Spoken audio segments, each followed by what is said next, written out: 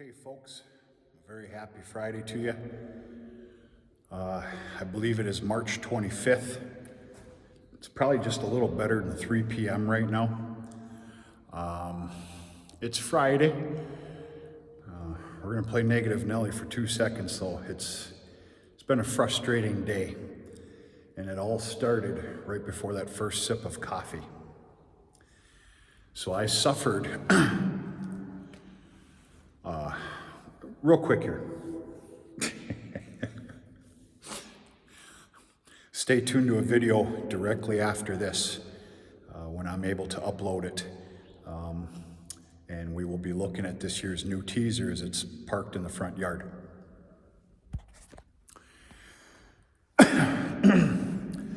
We have here, which I can only assume in many other places, we call it a rollover death. They can be common, not so common. Make that make sense. I'll just tell you point blank right now, because I can't live out here in the cow yards 24 hours a day. I suffered, I think 4 rollover deaths with the calf inside them. This is the prime time when it happens right now. What happens is they get all nestled up. They lay on the ground and they're next to a little hill or a bump, for the lack of better words, and they can't properly roll back to where they need to be to get that oomph to get up. They sit there and they fester, they start kicking, struggling. All of a sudden, bloat takes over. There's more professional words that I could say right now, but I don't have them. And long story short, they end up dying. Now, I told you I lost 4 of them last year. I did. That was cows with the calf inside. I saved 3. If it wasn't for a little bit of an eagle eye out there this time of year, I would have probably lost 7 of them last year. I saved 3. And all it takes is a rope, a chain, a halter, sometimes the tractor, and sometimes just a couple 100 pounds of force to help them get to that point where they can get up. I lost a yearling open heifer that way this morning. And I'm not just saying this because it happened, but I'm here to tell you it was my prized, in my eyes, my prized full-on, full-black Angus heifer. One of the best damn looking ones out there. That was going to be for sale. Anyway, that's how my day started out. God bless America. Good night, Irene.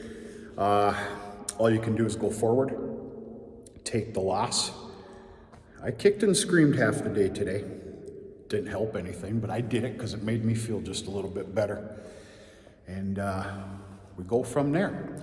Something else we're going to cover on a different video to come is I had a very pleasant, honorable, and respectful farm visit today from John Deere.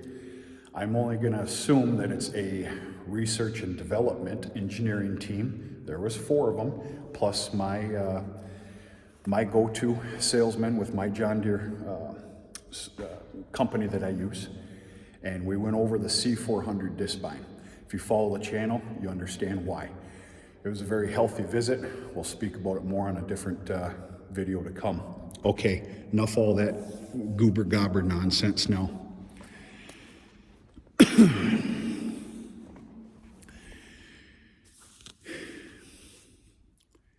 That cold beer is gonna be pretty damn good here in a few hours.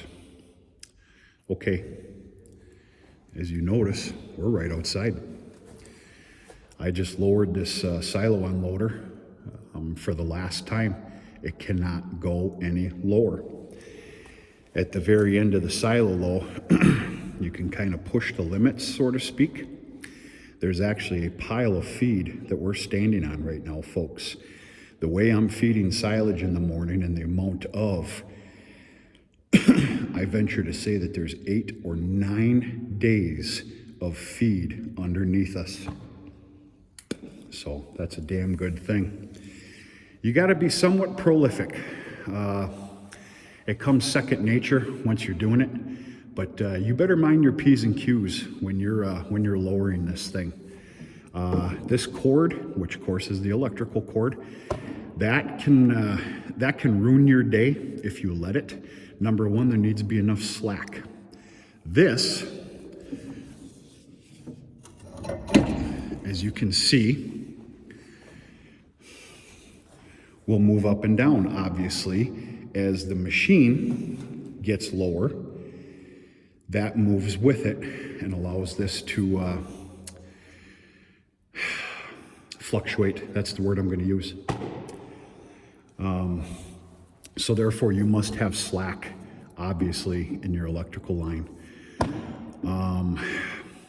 You need to make damn sure that it's away from the blower chute, whatever you want to call it.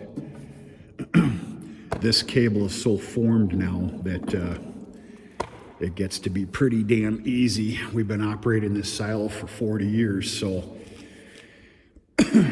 anyway, it's just a matter of dropping it down a door. This obviously was up there. It got dropped here, and that's it. Now, when I'm all done, which I am, and I'm out of here, and my big butt crawls out of that small square, it gets pretty tricky towards the end here, folks. Holy crap, especially if you're a little bit of a husky boy. I, by God, need to put that door back on this opening.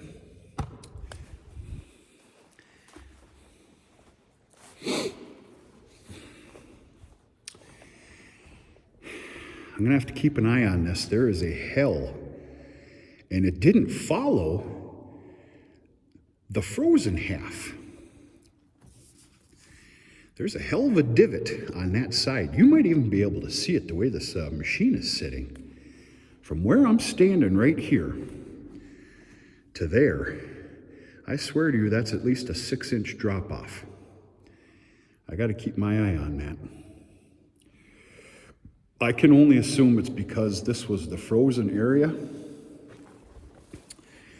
And once it got to about here, the frozen area doesn't exist anymore, folks. Not really, just a little bit.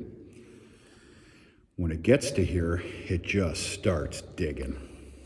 Maybe that's it. That's my simple science for today. But, yeah.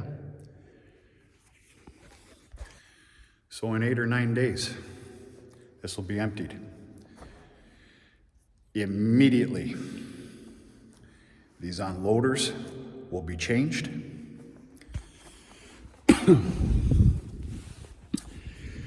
Quite obviously, this is the one that feeds what I'm doing right now. This other one here, that feeds the inside of the barn. And I will be using that this winter. We'll talk more about that later. This is going to have to be moved out of here. This guy's going to have to be slid over this under that one and commence to cleaning the upstairs of this silo. I can guarantee you something right now with my little feed issue I got going on here. The day that this is completely emptied, coming up soon, I can assure you within 2 days, and I'm being generous by saying 2, I should just be saying 1. In 2 days, that other silo will be operating and feeding the cows. It's, for anybody that knows, you know, that is a monstrous, hellish, dirty, frustrating job. Whatever. What are you going to do? Nothing. Do it. You shut your damn mouth and just do it.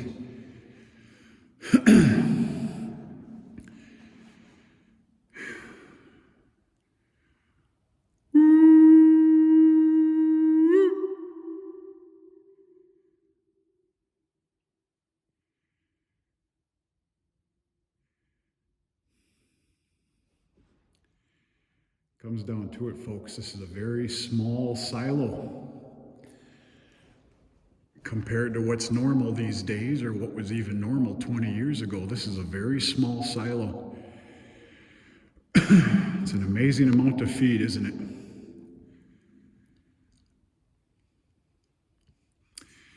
16-foot in diameter by, I believe, 65-foot in height.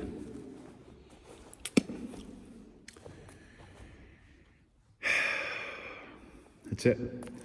I gotta get my lazy button gear here. I got a lot going on here that I need to tie up, and evening chores are right around the corner. That's it.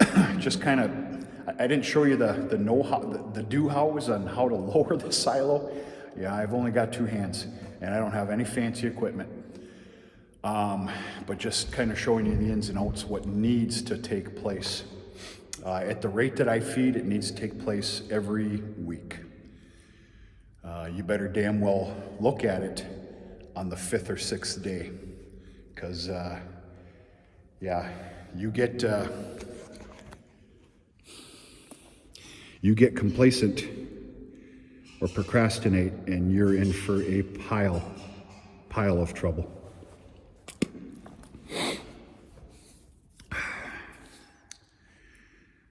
Look forward to seeing you guys here in just a little while to come, and make a video on the new teaser that's sitting in the front yard.